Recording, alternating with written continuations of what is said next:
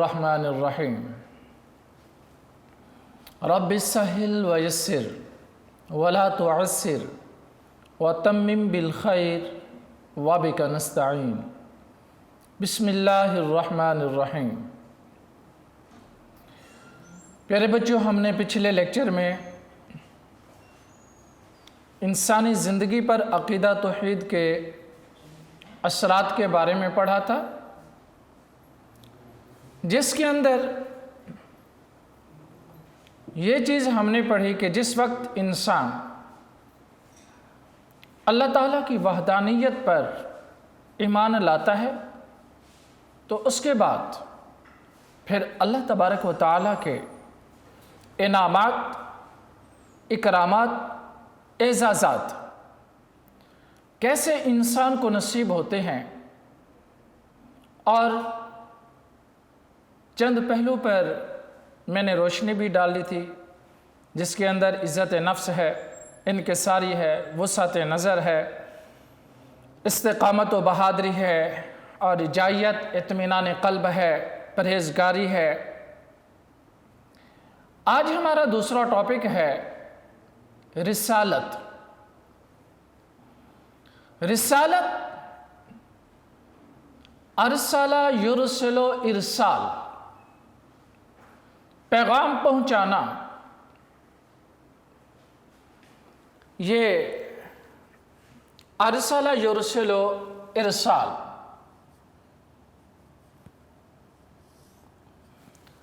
رسالت اس کا لغوی معنی پیغام پہنچانے والا۔ رسول اللہ تبارک و تعالیٰ کی طرف سے احکامات، شرع کو اللہ کے بندوں تک پہنچانے کا کام سر انجام دیتا ہے، تو اس لیے اس کو رسول کہتے ہیں۔ اصطلاح شرع کے اندر رسول اس کو کہتے ہیں جس کے اوپر اللہ تبارک و تعالیٰ کی کتاب نازل ہو، صحیفہ نازل ہو، احکامات شرع نازل ہوں، اور وہ خود عمل کرے اور پریکٹیکل طور پر اپنی امت، اللہ کی مخلوق کو تبلیغ کرے، اس کو رسول کہتے ہیں۔ رسول کا دوسرا نام نبی بھی ہے، اور نبی کا معنی ہے خبر دینے والا۔ لیکن نبی اور رسول کے اندر اعتباری فرق ہے۔ نبی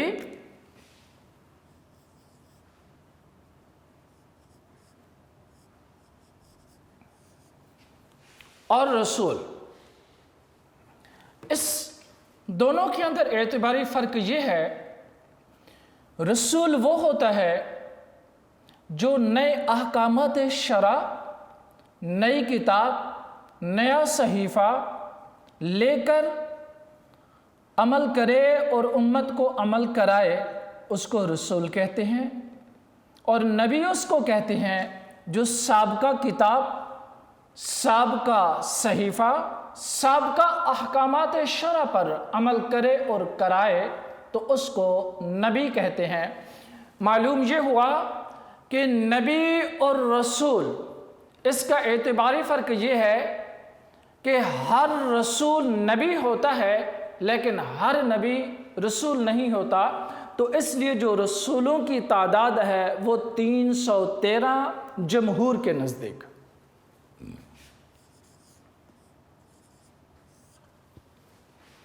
اور مطلقاً اگر ہم نبی رسول کی تعداد دیکھیں تو 1,24,000 کم و بیش۔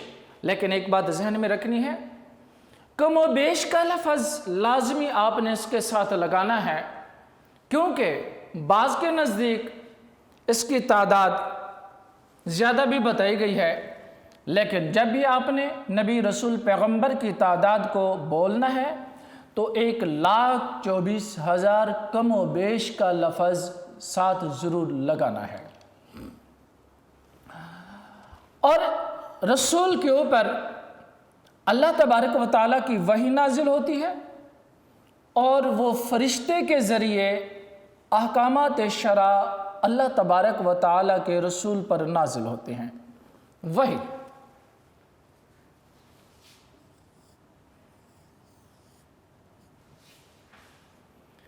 وحی کا لغوی معنی چپکے سے کسی بات کو دل میں ڈال دینا۔ نمبر 2، اشارہ کرنا۔ نمبر 3، مخفی کلام یعنی آہستہ آہستہ کلام۔ نمبر 4، الہام۔ نمبر 5، القاء۔ یہ میں کوشش کرتا ہوں کہ یہ سارے معنی میں لکھ دوں۔ اشارہ کرنا،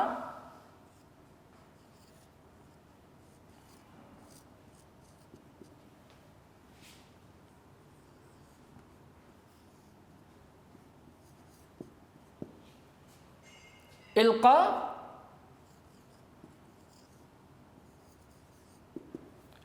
کلام خفی،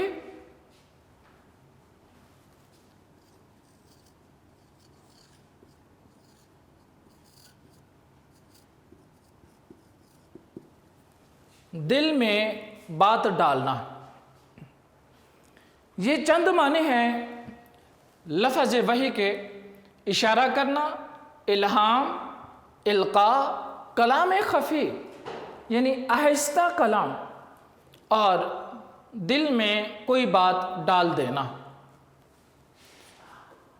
اب وحی کی بنیادی طور پر 2 قسمیں ہیں، یعنی وحی کی اقسام۔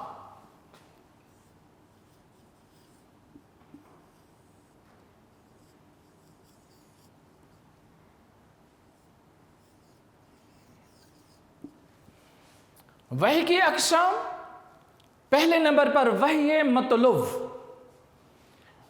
وحی مطلوب کس کو کہتے ہیں؟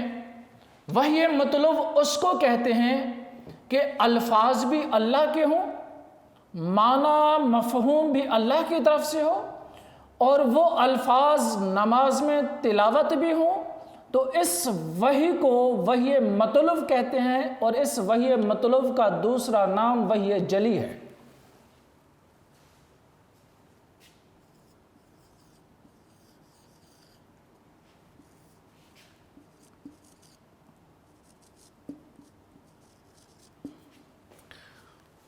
اور وحی مطلوب کی دوسری قسم وحی غیر مطلوب۔ وحی غیر مطلوب اس وحی کو کہتے ہیں جو الفاظ نبی علیہ السلام کے ہوں، معنی مفہوم اللہ کا ہو، اور اس کی تلاوت نماز کے اندر نہ ہو، تو اس کو وحی خفی بھی کہتے ہیں۔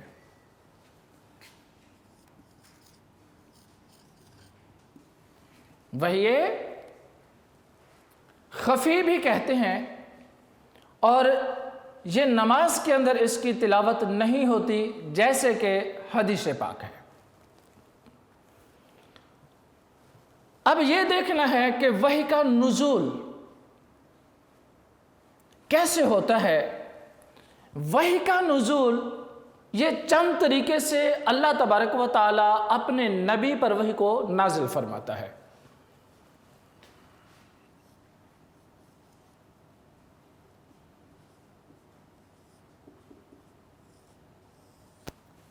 وحی کا نزول،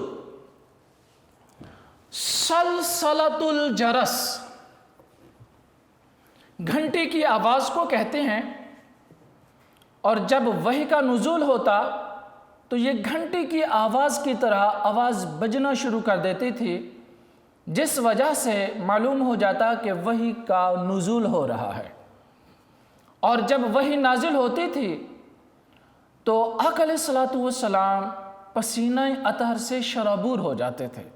حضرت سیدہ ام عائشہ صدیقہ کائنات فرماتی ہیں، سخت سردی کے موسم میں بھی اگر وحی نازل ہوتی تو آقا علیہ الصلوۃ والسلام کی ذات اقدس پر اتنا پسینہ ہوتا کہ آپ شرابور ہو جاتے۔ اور پہلی وحی نازل ہوئی غار حرا کے اندر، جب آقا علیہ الصلوۃ والسلام اللہ تبارک و تعالیٰ کی یاد میں محو مستغرق تھے تو جبریل امین سرکار کی بارگاہ اقدس میں حاضر ہوئے، آ کر عرض کرتے ہیں اقرأ بسم ربک الذی خلق۔ تو جب انہوں نے کہا تو آقا علیہ الصلوۃ والسلام نے ارشاد فرمایا کہ میں پڑھنے والا نہیں۔ بعض کچھ احباب مانا کرتے ہیں میں پڑھا ہوا نہیں، لیکن یہ اسم فاعل ہے، اس کا معنی یہ ہوگا کہ میں پڑھنے والا نہیں۔ اور اس کے بعد جبریل امین نے آپ کو اپنے پروں میں لیا تو آقا علیہ الصلوۃ والسلام نے اس وقت پڑھا جب جبریل امین نے اقرأ بسم ربک الذی خلق، یعنی اللہ تبارک و تعالیٰ کا نام لیا۔ جب اللہ کا نام سنا تو تب آقا علیہ الصلوۃ والسلام نے اپنی زبان اطہر کو کھولا۔ اور وحی کے نزول کی یہ کیفیت بڑی سخت ہوتی تھی اور اس کے اندر آپ کو پسینہ آ جاتا تھا، اور جب آپ پر پہلی وحی نازل ہوئی تو آقا علیہ الصلوۃ والسلام آپ غار حرا سے گھر تشریف لائے، اور گھر آ کر آپ نے ارشاد فرمایا زملونی،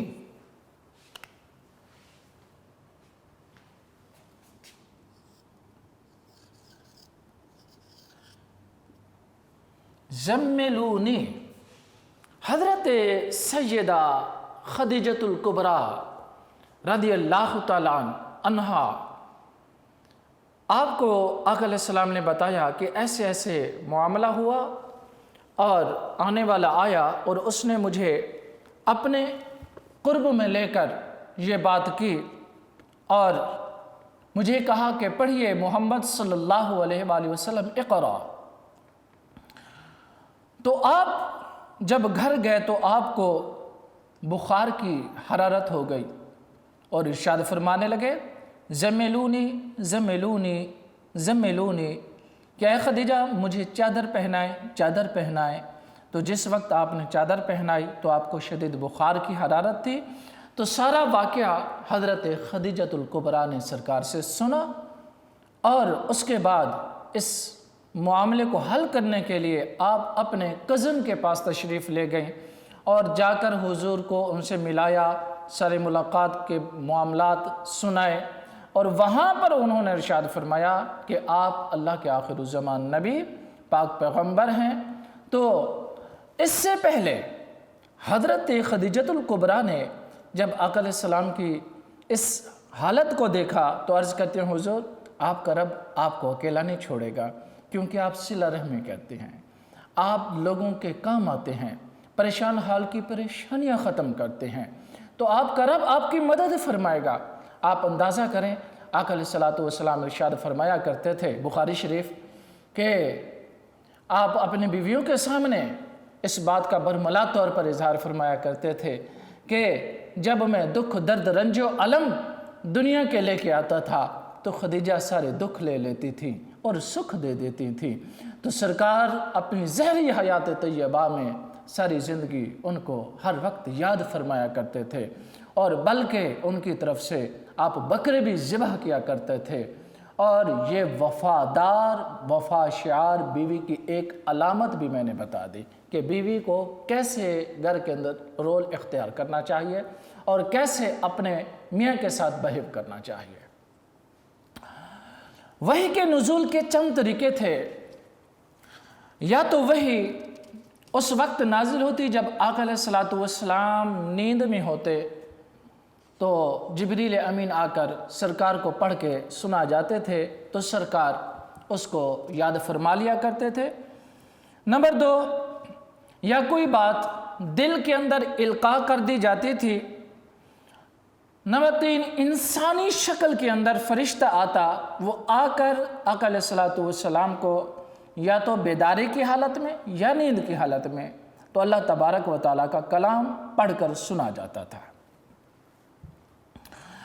یا پردے کے پیچھے سے آ کر کلام سنا جاتا تھا۔ لیکن اس تمام کے تمام طریقوں کو قرآن پاک نے بھی بیان کیا ہے۔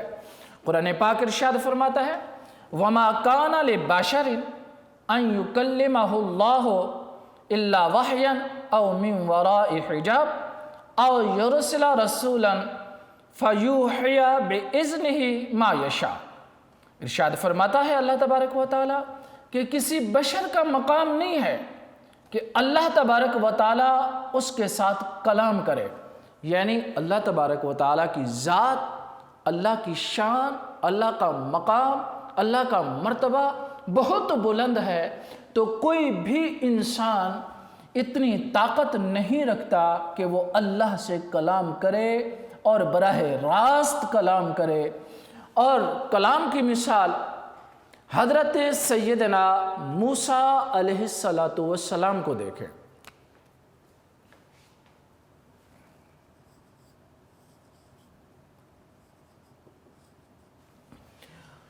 حضرت موسیٰ علیہ السلام آپ کوہ طور پر تشریف لے گئے اور جا کر عرض کی رب ارنی، میرے کریم رب مجھے اپنا جلوہ دکھا، مجھے اپنا دیدار کرا۔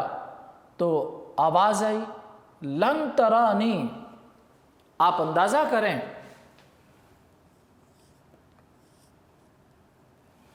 لن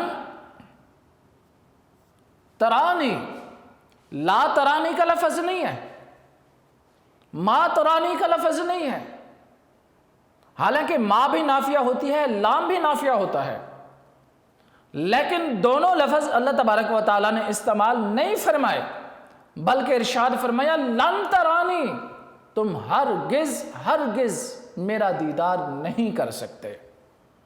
اور لیکن یاد رہے اللہ تبارک و تعالیٰ اپنے نبی کی دعا کو رد نہیں فرماتا، اور اللہ تبارک و تعالیٰ نے ارشاد فرمایا کہ میرے کلیم اس پہاڑ کی طرف دیکھیے، اگر پہاڑ سلامت رہا تو تم میرا جلوہ نصیب کر لو گے۔ حتیٰ کہ مفسرین کرام فرماتے ہیں سوئی کے پچھلے حصے کے 40ویں حصے کے برابر تجلی نور فرمائی، خر موسیٰ صاعقہ، پہاڑ بھی جل گیا اور موسیٰ علیہ السلام بھی مدہوش ہو گئے۔ جب مدہوش ہوئے کوئی ہوش نہ رہا، جب ہوش آیا تو اللہ کی پاکی بیان کرنا شروع ہو گئے کہ رب ذوالجلال تو پاک ہے۔ اور یہ اندازہ کریں یہ حال ہے اس کا، اس نبی پیغمبر رسول کا جس کو صرف تھوڑی سی تجلی نصیب ہوئی اور وہ بھی مدہوش ہو گئے۔ اور اس کے بعد مفسرین کرام نے ایک عظیم بات کو کوٹ کیا ہے، فرماتے ہیں جب اللہ کے پاک پیغمبر حضرت موسیٰ علیہ السلام کو جلوہ اور تجلی پہاڑ پر ڈالی گئی تو آپ کے چہرے کے اوپر اتنا نور ہو گیا حتیٰ کہ جو بھی آپ کے چہرے کو دیکھتا نابینا ہو جاتا، یعنی یہ زہری آنکھ اس کی ختم ہو جاتی تھی۔ اور ایک مرتبہ اس کے بعد اللہ کے پاک پیغمبر نے نقاب کرنا شروع کر دیا، تو ایک مرتبہ آپ کی بیوی نے عرض کی کہ اے اللہ کے پاک پیغمبر، کافی عرصہ ہو گیا، کافی دن ہو گئے، آپ کا جلوہ نہیں کیا، تو جی چاہتا ہے آپ کا دیدار کروں۔ آپ نے فرمایا کہ آپ کو پھر ایک آنکھیں قربان کرنا پڑیں گی۔ انہوں نے عرض کی حضور میں ایک آنکھ سے جلوہ کر لوں گی، دوسری آنکھ پہ ہاتھ رکھ لوں گے اور وہ کام کاج معاملات میں کام آئے۔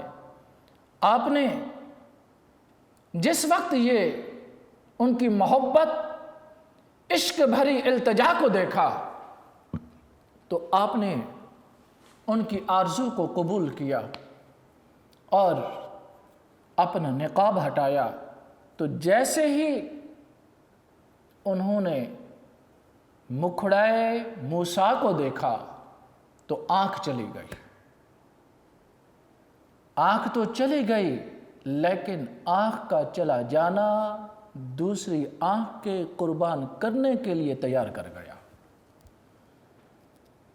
آج کی حضور جی چاہتا ہے کہ دوسری آنکھ بھی قربان کروں۔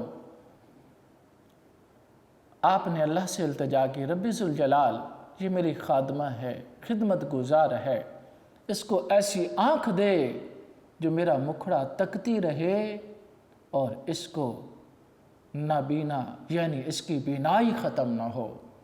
تو آپ اندازہ کریں یہ شان ہے ان کی جنہوں نے رب سے کلام کیا، تو اللہ تبارک و تعالیٰ کے حبیب کا عالم کیا ہوگا، اس کی شان کیا ہوگی، اس کا مقام کیا ہوگا، جن کو عرشوں پہ بلایا گیا۔ اور پھر یہ ارشاد فرمایا فَقَانَ قَابَ قَوْسَيْنِ أَوْ أَدْنَىٰ، قوسین یعنی یہ آبرو جو ہیں اس کو کہتے ہیں قوسین، اتنا قریب ہوئے، دنا فتدلا۔ آپ دیکھیے ذرا، دنا فعل ہے، فتدلا بھی فعل ہے، اب دونوں کے اندر فاعل لفظوں میں نہیں ہے۔ دنا فعل ہے، اگر اس کا فاعل خدا کو بنائیں، دنا قریب ہوا خدا، فتدلا پس قریب ہوا۔ جیسے اللہ تعالیٰ فرماتا ہے جب میرا بندہ میری چاہت کے لیے نکلتا ہے تو وہ چل کے آتا ہے تو میں دوڑ کر آتا ہوں۔ دنا قریب ہوئے، اس کا فاعل ہم اللہ کو بنا لیتے ہیں، فتدلا اس کا فاعل نبی علیہ السلام کی ذات کو بنا لیتے ہیں۔ تو مطلب یہ ہوا اللہ بھی قریب ہوا اور مصطفیٰ بھی اپنے رب کے قریب ہوئے۔ کتنا قریب ہوئے؟ فَقَانَ قَابَ قَوْسَيْنِ أَوْ أَدْنَىٰ، پس قاب قوسین تک قریب ہو گئے۔ اور کتنی یہ قربتیں نصیب ہوئیں، یہ تو دیدار کرانے والا جانے یا دیدار کرنے والا جانے۔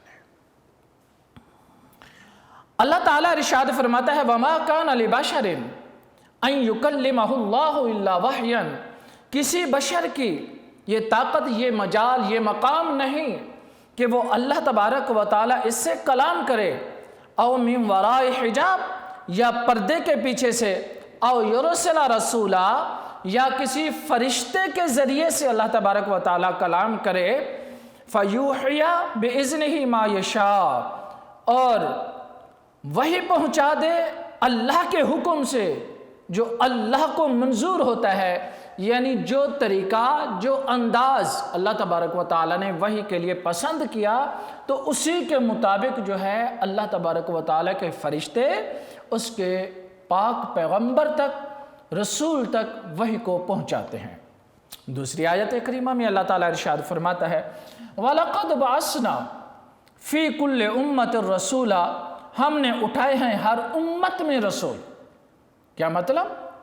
یعنی اللہ تبارک و تعالیٰ نے ہر امت کے لیے رسول بھیجا، نبی بھیجا، پیغمبر بھیجا، ان کو بھولا ہوا سبق جو عالم ارواح میں وعدہ کر کے آئے تھے ان کو یاد کرانے کے لیے اللہ تبارک و تعالیٰ یکے بعد دیگر 1,24,000 کم و بیش نبی، رسول، پیغمبر ایک قوم کے لیے اللہ تبارک و تعالیٰ رسولوں، نبیوں، پیغمبروں کو ہر ایک قوم کے لیے بھیجتا رہا۔ اللہ تبارک و تعالیٰ ارشاد فرماتا ہے کہ میں نے ہر امت کے لیے نبی، رسول، پیغمبر بھیجے۔ یاد رہے پہلے زمانے کے اندر ہمارے آقا علیہ الصلوۃ والسلام سے پہلے نبی آتے تھے مخصوص علاقے کے لیے، مخصوص ٹائم کے لیے اور مخصوص لوگوں کے لیے، لیکن یہ ہمارے پیارے نبی کی شان ہے۔ اور سلطو الی الخلق کافہ، اللہ تبارک و تعالیٰ نے تمام مخلوق کے لیے اپنے نبی کو رسول بنا کر بھیجا۔ اللہ تبارک و تعالیٰ نے یکے بعد دیگر 1,24,000 نبی، پیغمبر، رسول بھیج کر ارشاد فرمایا وَلَقَدْ أَرْسَلْنَا رُسُلًا مِّن قَبْلِكَ مِنْهُمْ مَنْ قَصَصْنَا عَلَيْكَ وَمِنْهُمْ مَنْ لَمْ نَقْصُصْ عَلَيْكَ، کہ ہم نے آپ سے پہلے بہت سے رسول بھیجے، پیغمبر بھیجے، نبی بھیجے جن میں سے بعض کا حال ہم نے آپ سے بیان کیا اور بعض کا حال ہم نے آپ سے بیان نہیں کیا۔ اور قرآن پاک کے اندر دیکھیں چند انبیاء، نبیوں، رسولوں، پیغمبروں کے نام ہیں اور کچھ نبیوں کے حالات زندگی بھی بیان ہیں اور کچھ کے تعلیمات بھی بیان کی گئی ہیں اور کچھ کے صرف نام کو ذکر کیا گیا ہے۔ تقریباً 19 پیغمبروں کے نام قرآن پاک نے بیان کیے ہیں۔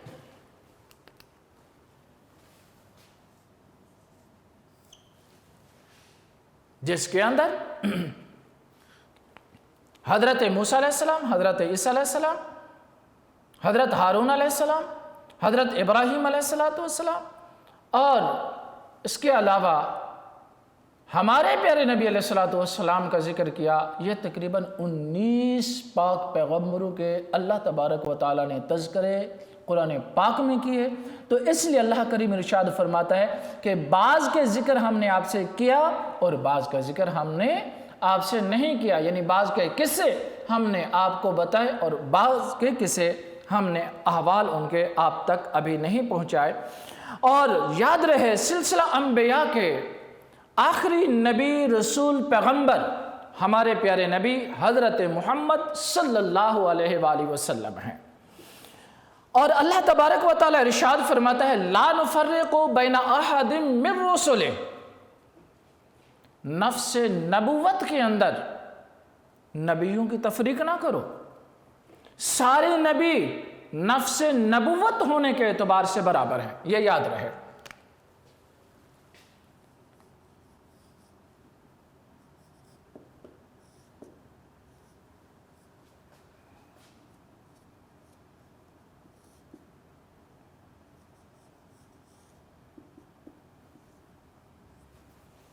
نفس نبوت میں تمام برابر، لیکن تلک الرسل فضلنا بعضهم علی بعض، لیکن اللہ تبارک و تعالیٰ نے جو نبیوں کے درجات رکھے ہیں وہ مختلف ہیں۔ جیسے ہمارے پیارے نبی علیہ السلام کا درجہ تمام نبیوں، رسولوں، پیغمبروں سے اعلیٰ ہے۔ جیسے کہ ہمارے پیارے نبی علیہ السلام کو جبریل امین لے کر گئے تھے اور ہمارے پیارے نبی نے جا کر معراج والی رات سارے نبیوں، رسولوں کی امامت فرمائی، تو ہمارے پیارے نبی آپ افضل و اعلیٰ ہیں اور سارے نبیوں کے امام، خطیب اور سارے نبیوں کی امامت آپ کو اللہ تبارک و تعالیٰ نے یہ منصب عطا فرما کر یہ بات واضح کر دی کہ یہ میرے حبیب ہیں۔ آگے اللہ تبارک و تعالیٰ نے ارشاد فرمایا اگلی آیت میں ان الذین یکفرون باللہ ورسلہ، ان میں سے بعض لوگ انکار کرتے ہیں یا منکر ہیں اللہ کے اور رسولوں کے، وَيُرِيدُونَ أَن يُفَرِّقُوا بَيْنَ اللَّهِ وَرَسُولِهِ، اور وہ ارادہ کرتے ہیں کہ وہ تفریق کریں، فرق نکالیں اللہ اور اس کے رسولوں کے درمیان، وَيَقُولُونَ نُؤْمِنُ بِبَعْضٍ وَنَكْفُرُ بِبَعْضٍ، اور وہ کہتے ہیں کہ ہم بعض پر ایمان لائے اور بعض کا انکار کرتے ہیں۔ اللہ تعالیٰ ارشاد فرماتا ہے وَيُرِيدُونَ أَن يَتَّخِذُوا بَيْنَ ذَلِكَ سَبِيلًا، اور بعض کو مانتے ہیں بعض کو نہیں مانتے اور یہ چاہتے ہیں کہ ہم کوئی درمیانہ بیچ کا راستہ نکالیں۔ تو اللہ تعالیٰ فرماتا ہے اولئک ھم الکافرون حقا، یہی لوگ اصل کافر ہیں۔ یاد رہے نفس نبوت کے اندر تمام نبی، رسول، پیغمبر برابر ہیں، درجات اللہ تبارک و تعالیٰ نے ہر ایک کے مختلف رکھے ہیں۔ اگر کسی بھی انسان نے ایک نبی کا انکار کر دیا تو سرے سے اس نے سلسلہ نبوت کا انکار کر دیا، یا نمبر 2 یہ بات بڑی قابل غور ہے، یا کسی ایک نبی کی توہین، تذلیل، تحقیر، تنقیص کر دی، تو یاد رہے کہ اس نے سرے سے تمام نبیوں کی تنقیص و تذلیل کر دی۔ تو اس لیے کسی بھی نبی کی تحقیر نہیں کرنی چاہیے، کسی بھی نبی کی ذات اقدس کے بارے میں غلط الفاظ استعمال نہیں کرنے چاہیے۔ چاہے آپ عیسیٰ علیہ السلام کے ماننے والے ہیں، کیا عیسیٰ علیہ السلام یہ تو نہیں کہتے نا کہ آپ باقی نبیوں کا انکار کریں؟ یاد رہیں اللہ کے پاک پیغمبر یہ بات کسی صورت بھی پسند نہیں کرتے کہ ایک نبی کو مانے دوسرے نبی کا انکار کرے یا ان کی ذات اقدس کے بارے میں انگلی اٹھائے۔ تو یاد رہے وہ نبی بھی اس کو اپنا امتی نہیں مانتا، بلکہ موجودہ دور جب سے ہمارے پیارے نبی علیہ السلام حضرت عیسیٰ علیہ السلام کے بعد تشریف لائے، قیامت تک اب صرف کلمہ ہمارے پیارے نبی کا ہوگا، اور کسی بھی نبی کی نبوت، رسالت اور کلمہ نہیں ہوگا۔ آگے دیکھنا یہ ہے کہ رسول کی ضرورت کیوں آتی ہے۔ رسول اگر ہم ذرا تھوڑا سا نظر عمیق سے دیکھیں، یعنی گہری نگاہ سے دیکھیں، ہمیں تو اللہ تبارک و تعالیٰ نے عالم ارواح میں بیان کر دیا تھا کہ لوگو تم نے مجھے وحدہ لا شریک ماننا ہے، لیکن اس کے باوجود بھی اللہ تبارک و تعالیٰ نے اپنی وحدانیت، اپنی الوہیت، اپنی یکتائیت کے لیے پیغمبروں، رسولوں، نبیوں کی یکے بعد دیگر ڈیوٹی لائی، جائیں اور جا کر میرے بندوں کو بھولا ہوا میرا سبق یاد کرائیں۔ اور بعض لوگوں نے تو یہاں پر یہ بھی انکار کر دیا کہ دیکھیے نبی جو ہے، رسول، پیغمبر جو ہے، یہ تو انسانوں جیسا ہے، جیسے ہم ہیں وہ بھی ہمارے جیسا ہے، جیسے ہم چلتے پھرتے ہیں وہ بھی ہمارے جیسا چلتا پھرتا معاملات زندگی کرتا ہے۔ تو اللہ تبارک و تعالیٰ نے اس بات کا جواب دیتے ہوئے ارشاد فرمایا، قُلْ لَوْ كَانَ فِي الْأَرْضِ مَلَائِكَةٌ يَمْشُونَ مُطْمَئِنِّينَ لَنَزَّلْنَا عَلَيْهِم مِّنَ السَّمَاءِ مَلَكًا رَسُولًا۔